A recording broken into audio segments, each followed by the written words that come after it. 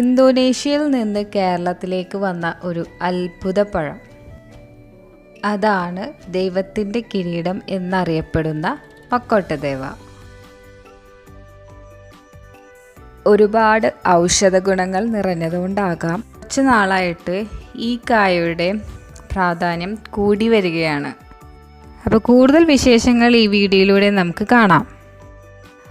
അതിനു മുമ്പ് ഒരു കാര്യം കൂടി, നിങ്ങൾ ആദ്യമായിട്ടാണ് ഞങ്ങളുടെ ചാനൽ കാണുന്നതെങ്കിൽ ഇഷ്ടപ്പെട്ടാൽ സബ്സ്ക്രൈബ് ചെയ്യാനും ലൈക്ക് ചെയ്യാനും കമൻറ്റ് ചെയ്യാനും മറക്കരുത് കേട്ടോ. ഈ കായയെ പറ്റി പറയുകയാണെങ്കിൽ ചൈന, മലേഷ്യ, ഇന്തോനേഷ്യ, തായ്വാൻ ഉൾപ്പെട്ട ഏഷ്യൻ രാജ്യങ്ങളിൽ വർഷങ്ങളായി പല രോഗത്തിനും ഔഷധമായിട്ട് ഉപയോഗിച്ചു വരുന്ന ഒരു കായയാണ് മക്കോട്ടദേവ. ഇപ്പോൾ നമ്മുടെ നാട്ടിലും ഇതിൻ്റെ തൈകൾ വളർത്തി ഉണ്ടായ കായ്കൾ പലരും ഉപയോഗിച്ച് നല്ല റിസൾട്ട് കിട്ടിയിട്ടുണ്ട്. ഈ ചെടിയുടെ മെയിൻ ഹൈലൈറ്റ് എന്ന് പറയുന്നത് ഇതിലുണ്ടാകുന്ന കായയുടെ കളറാണ്. നല്ല ഡീപ്പ് ചെറി പിങ്ക് കളർ വരും പഴുത്ത് കഴിയുമ്പോൾ. കുട്ടികളൊക്കെ ഉള്ള വീടാണെങ്കിൽ പ്രത്യേകം ശ്രദ്ധിക്കണം. അവർക്കിതിൻ്റെ കളർ കാണുമ്പോൾ തന്നെ പൊട്ടിച്ച് കഴിക്കാനുള്ള ഒരു ടെൻഡൻസി വരും. പക്ഷെ ഇത് നേരിട്ട് കഴിക്കാൻ പറ്റുന്നതല്ല. ഇതിൽ വിഷാംശം ഉള്ളതുകൊണ്ട് നേരിട്ട് കഴിക്കാൻ പാടില്ല. കായ ഉണ്ടാകുന്ന ടൈമിൽ ഗ്രീൻ കളറും പിന്നീട് ചെറിയൊരു ബ്രൗൺ ആൻഡ് ഗ്രീൻ ഷെയ്ഡിൽ വന്നതിന് ശേഷം നന്നായി മൂത്ത് കഴിയുമ്പോൾ നല്ല ഡീപ്പ് ചെറി പിങ്ക് കളറിലോട്ട് മാറും. അതിനുശേഷമാണ് ഇത് മെഡിസിനൽ ആവശ്യങ്ങൾക്ക് പൊട്ടിച്ചെടുക്കാറ്. ഞാൻ ആദ്യം പറഞ്ഞിരുന്നല്ലോ ഇത് ഹെൽത്ത് പ്രോബ്ലംസിനാണ് മെയിനായിട്ട് ഇത് ഉപയോഗിക്കുന്നതെന്ന്. പക്ഷേ ഈ മരത്തിനെ കാണാനും നല്ല ഭംഗിയാണ്. അതുകൊണ്ട് ഒരു ഫ്രണ്ട് യാർഡിലേക്ക് ഒരു ഓർണമെൻ്റൽ ഷെയ്ഡ് ട്രീ ആയിട്ടും ഇത് വെക്കാൻ പറ്റും. പിന്നെ കായ്ക്കൾ വിരിയുന്നതിന് മുമ്പ് പൂക്കളിടുന്നൊരു സ്റ്റേജ് ഉണ്ട്. അത് കാണാൻ ഇതിനേലും നല്ല വ്യൂ ആണ്. കുഞ്ഞു കുഞ്ഞു വെള്ള പൂക്കൾ നിറയെ അതിൻ്റെ സ്റ്റെമ്മിനോട് ചേർന്നിട്ട് ഉണ്ടാകും.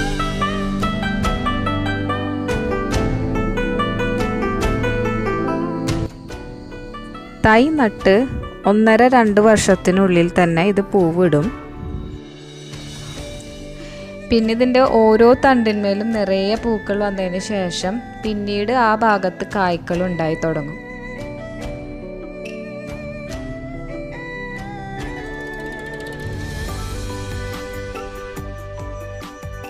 മക്കോട്ടദേവ നന്നായി ഉണങ്ങിക്കഴിയുമ്പോൾ ഇതിൽ നിന്ന് 2 വിത്തുകൾ കിട്ടും. അത് മുളപ്പിച്ച് നമുക്ക് പുതിയ ചെടികൾ ഉണ്ടാക്കാൻ പറ്റും. അപ്പോൾ ഈ വിത്തുകൾ ഡയറക്റ്റ് പൊളിച്ചെടുക്കാൻ ഇത്തിരി ബുദ്ധിമുട്ടാണ്. അതുകൊണ്ട് ഞങ്ങൾ ചെയ്യുന്നത് എന്താണെന്ന് വെച്ചാൽ എളുപ്പത്തിന് വേണ്ടിയിട്ട് ഈ കായയുടെ കുറേ പോഷൻ മുറിച്ച് മാറ്റിയിട്ട് ബാക്കി ഭാഗം ഇങ്ങനെ ഉണക്കാനിട്ടു. ഉണക്കാനിട്ടതിന് ശേഷം കൈകൊണ്ട് ഈസി ആയിട്ട് ഇതിങ്ങനെ പൊളിച്ചെടുക്കാൻ പറ്റും.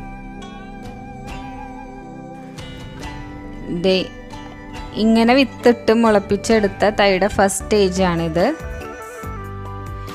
ആർക്ക് വേണമെങ്കിലും ഈ രീതിയിൽ മുളപ്പിച്ചെടുക്കാം. ഇവിടെ സാധാ മണ്ണിലാണ് ഞങ്ങൾ കുഴിച്ചിട്ടത്. നിങ്ങൾക്ക് വേണമെങ്കിൽ പോട്ടി മിക്സിന് കമ്പോസ്റ്റും ചാണകപ്പൊടിയും ഒക്കെ ഇട്ടിട്ടുള്ള മിക്സിൽ ഇത് മുളപ്പിച്ചെടുക്കാം. ഇനി ഇതെങ്ങനെയാണ് ഹോം റെമഡി ആയിട്ട് യൂസ് ചെയ്യണേന്ന് നോക്കാം. ആദ്യം ചെറിയ പീസസ് ആക്കിയിട്ട് ഇത് മുറിച്ചെടുക്കണം. എന്നിട്ട് വെയിലിൽ നന്നായി ഉണക്കിയെടുക്കാം.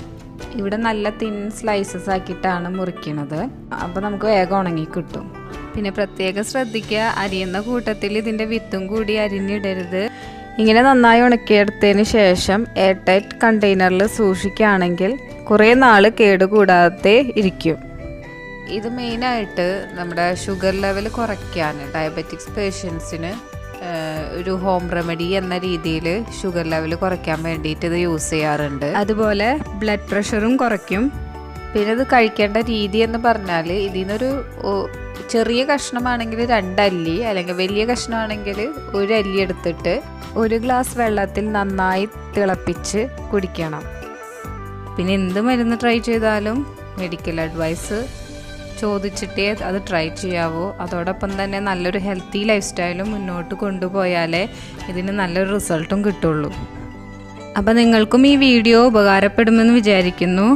ഇഷ്ടപ്പെട്ടാൽ ലൈക്ക് ചെയ്യുക, ഷെയർ ചെയ്യുക. Thank you.